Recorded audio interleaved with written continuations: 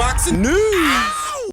Okay, we'll start with this. The latest set of disparaging comments from Caroline Dubois in reference to Terri Harper. She wants to unify, predictably, after Terry's abysmal performance. Caroline Dubois firmly believes that a unification showdown with Terri Harper, her domestic rival and fellow world lightweight champion, will arrive in the not-too-distant future. The pair have been on a collision course for a number of months, and with both looking to reign supreme at 135, it only makes sense for them to duke it out in an all-British dust-up. Dubois comes off of two back-to-back WBC title defenses where both results, in truth, did little to reflect the dominant nature of her performances. The first, a third-round technical draw, emerged after a cut over the left eye of Jessica Kamara, who was getting handily beaten up until that point, led to an abrupt conclusion. Dubois then orchestrated another one-sided display just under 2 months later,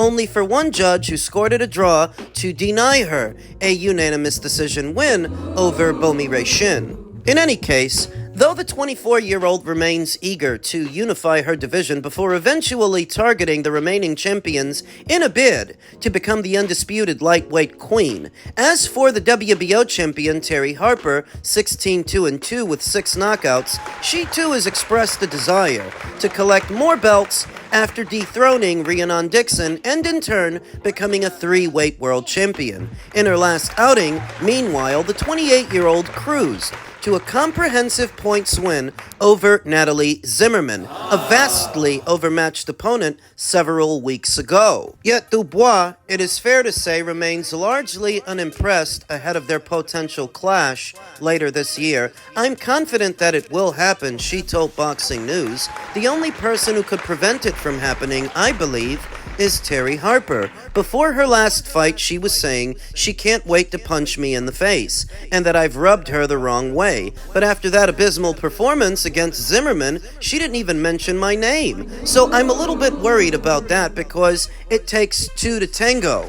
If the fight doesn't happen, it would be down to her, but I see that in her last 3 fights, she has faced southpaws. So, in my mind, I'm thinking that she's trying to prepare herself for me. A spiteful approach was expressed before Dubois' last fight, too, as she did not hesitate when explaining exactly what she intended to do to her opponent. The moniker, Sweet Caroline, in that sense, could not be further removed from the truth whenever she steps through the ropes. I think it's always been there, and you're probably going to see more of that side of me, said Dubois. It's not necessarily about intimidating my opponent, it's just about letting them know what I'm about. Come fight day, I'm locked in, I'm there to take your head off your shoulders, I've got that intensity, that spite, and that mean streak inside of me. Come fight week, that's when it all comes out. But at the same time, you can't spend as much time trashing Terri Harper as Caroline does, then expect to get any credit for beating her, because if she's that bad, why do you want her? Why would you spend this much time on an opponent you think is no good? An opponent you think is a scrub? She's not the only champion at lightweight. You know what I'm alluding to. What I always allude to. You think Terry's gonna give you a hard time? You don't think Terry's gonna fight ya? Beatrice would. Why don't you fight her? Why don't you have the energy for Beatrice that you have for Terri? Because she's a bully. Because there is something cowardly about it. You can't tell every man, woman, and his dog that Terri sucks and her last performance was abysmal, then make her a priority over a more formidable fighter. At the same time, I understand that if you want to become undisputed champion, you have to fight Terri. She is part of that picture after all, and I acknowledge that. At the same time, I also acknowledge that Caroline is very selective about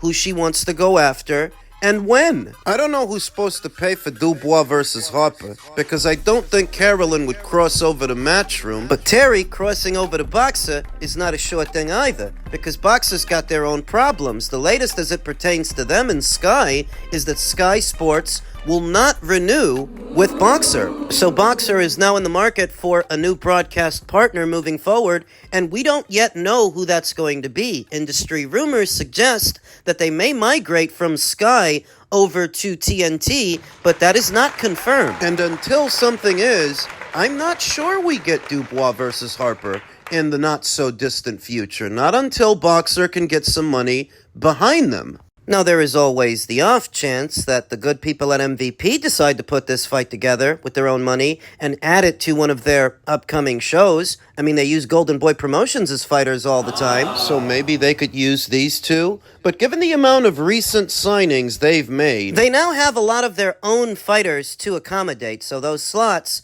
might, in all likelihood, go to them. That I wouldn't bank on MVP making this fight, but you never really know. Terry's not going to take this fight on the cheap. That's what you need to keep in mind, that the people at Boxer might want to make this fight, but they're in between broadcasters right now. May not have the money to make it. So we'll see what happens. Men's lightweight news, the WBO is poised to order Abdullah Mason versus Sam Noakes to fight for the vacant lightweight title! The WBO is poised this week to order unbeaten lightweight contenders Abdullah Mason and the UK's Sam Noakes to meet for the 135-pound title left vacant by overweight and stripped former champion Keyshawn Davis. Boxing Scene has learned Cleveland's Mason, 19-0 with 17 KOs, affirmed his position as the WBO's number 2 ranked contender by stopping veteran contender Jeremiah Nicotila, ranked 11th by the sanctioning body, Saturday night on ESPN when the 35-year-old failed to answer the 5th-round bell in the replacement main event for Davis's scrap defense against Edwin De Los Santos. While De Los Santos was in position to fight for the belt if he had chosen to meet the 4+ pounds overweight Davis Saturday in Norfolk, Virginia, he declined because of the weight disparity. That doesn't entitle him to the shot now. However, because Davis selected De Los Santos as the WBO's 14th ranked contender, and the sanctioning body is opening the title bout to its highest ranked contenders, Mason and Noakes will have 30 days to strike a deal for their bout. It would seem that Keyshawn Davis's loss is Abdullah Mason's gain in more ways than one. As a result of him not fighting, Abdullah got promoted to the main event. That's a feather in his cap. But also this, that he's on course to become this division's next WBO champion against Sam Noakes, who's rumored to be facing veteran fighter John O'Carroll. Yeah, I saw something about that last week. Now, I don't know if they're going to put that fight off for this fight, for this opportunity. I like Abdullah Mason to win the fight, and I like Abdullah Mason to become this division's next WBO champion. Instability among his contemporaries is creating an area of opportunity for Abdullah, who seems a lot more level-headed than, say, Keyshawn Davis, Teofimo Lopez. He's got a more fan-friendly style than Shakur Stevenson, and he's not a laughing stock like Devin Haney. But were intended to be the flag bearers for the new school, and the next generation of American boxers are all fizzling out. But their loss can be Abdullah Mason's gain. All he has to do is learn from their mistakes. Don't jump the gun looking for the bag, the big paydays like Teofimo did. Set yourself up for failure. Don't jump the gun like Teofimo. Put on a better show than Shakur Stevenson. Be mindful of the paying public, and don't be a wannabe like Devin. Be your own man. Don't model so much of yourself, your career, and your identity after some other guy. You're not him. You're you. Don't be a pussy like Javante. Don't be a chicken shit.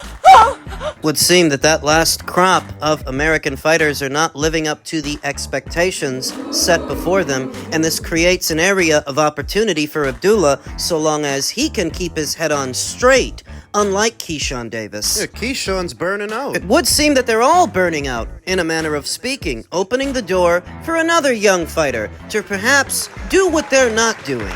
Abdullah's contemporary, Raymond Muratalla, has already been elevated to full IBF champion as a result of Vasyl Lomachenko's retirement, which we all saw coming, and some might call it anticlimactic, the way that these champions are being crowned, that they're not necessarily beating these champions to be champions. It's very bureaucratic, very political. But not exciting. And so perhaps Abdullah Mason can create the excitement in this division that his other contemporaries and predecessors failed to create. By staying a consummate professional, you have so many wannabes, wannabe heels, wannabe Mayweathers. Just be your goddamn self and do your job.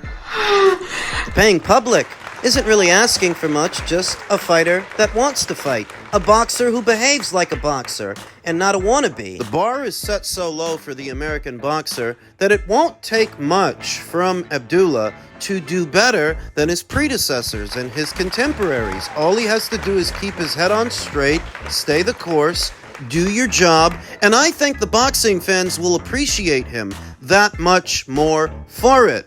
He shouldn't be fighting for a world title.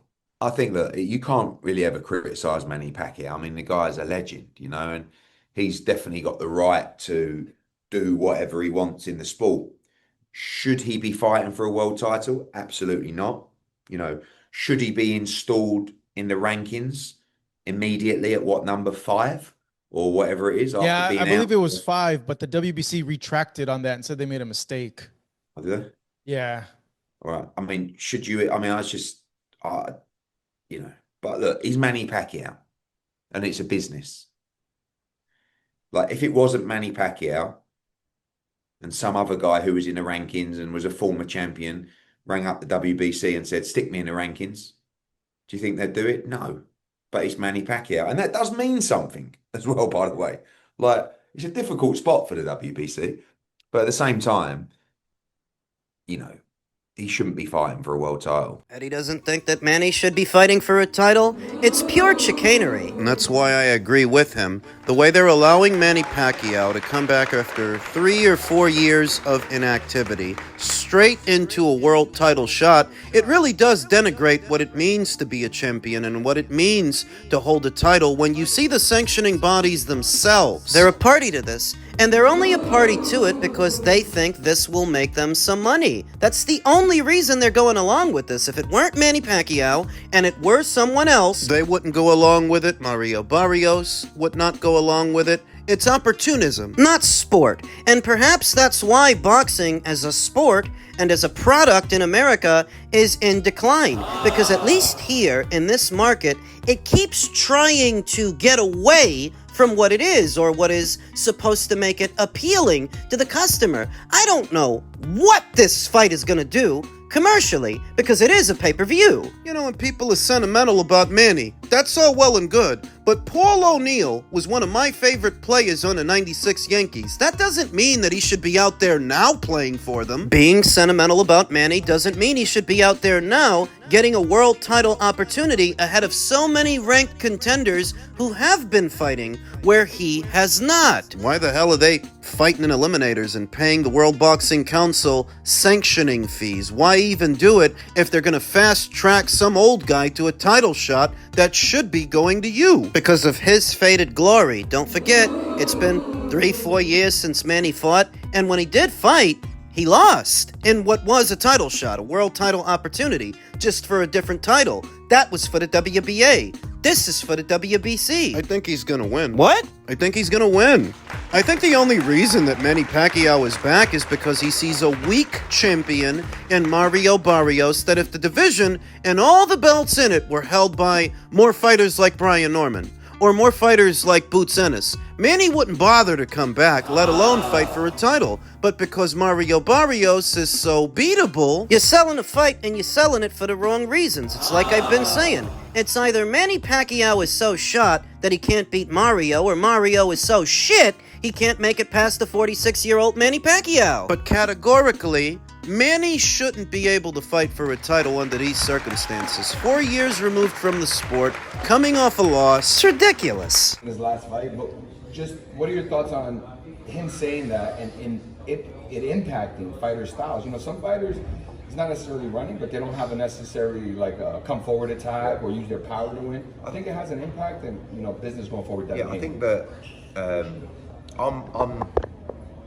I like to see exciting fights, right? We all do. Not everybody fights like that. And as a promoter whose job is to guide the career of a fighter successfully and to see him continue, hopefully, to win, it would be kind of moronic of me to say to a fighter that you've got to stop, you've got to start trading, you've got to start fighting in the pocket. They're like, what? That's not what I do. It's not moronic of Turki, because he's paying the bill and he's not really guiding the career of fighters. Do you know what I mean? He's just saying, I'm paying for entertainment. Fucking entertainment. And I'm overpaying you. So when I overpay you, you better excite me and the fans. And then they don't, and it's like, that was a fucking waste of money. And he's very honest about it. I don't think I could ever say that to a fighter, but what you can say is, to all fighters, just understand this. If you fight like that, no one's going to want to watch you.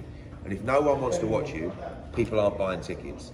And if people aren't buying tickets and people aren't tuning in, then you're not going to get opportunities and you're not going to get the money you deserve. That's what it all boils down to. You are there to entertain a crowd, but the crowd is not there to be entertained by you. They don't have an obligation to appreciate what it is you're doing, but you better make sure they do, otherwise you won't be doing it. That was Eddie Hearn addressing Turki LL Sheik's Tom and Jerry comments, and he hit the nail on the head. Some people don't like it, but that's the way it is. When you're the one footing the bill, you have a right to say what it is you want. Now, we as consumers, boxing fans, paying customers, have that same right. At the risk of sounding like a broken record, in the previous era, the Mayweather era, Floyd was able to make the most money in the sport, the most money of any boxer in it, in spite of being called boring. And this sent the wrong message to the fighters because now they think they can do that too, and they aspire to do that too, to have it all their own way. It needs to be said by every podcaster, YouTuber, every content creator, that these young kids that are coming through, so that it can be ingrained in their minds, Floyd was an anomaly. What applied to him does not apply to you. You have an obligation to leave the crowd satisfied, because if you don't, they're not going to want to see you. And when they don't want to see you, you fast become a member of the Who Needs You Club. You don't want that. Turkey is already paying a good number of these fighters well in excess of what they're worth, what they generate, so that when he does, of course he's going to want some bang for his buck. You see people complaining that the ring is going to be an 18 by 18 foot ring for the upcoming Shakur Stevenson versus William Zepeda fight, and how some people, they don't like that because they feel it's a hindrance to Shakur. But he's already getting paid more than what he normally makes, and Turkey is probably the only guy out there that's willing to do that. It's a compromise. You give a little to get a little. You take the good with the bad. You can't have it all your way, and if this provides any service to the consumer, an assurance that they will see a fight and not a track meet, then I'm certainly not against it. Go ahead, make the ring smaller, as small as you can, because too many of these fighters think we're here to see something other than punches being thrown. Other than brutality. If that bothers you, then don't box, because believe you me, somebody else will. None of these fighters are indispensable, and they need to understand that.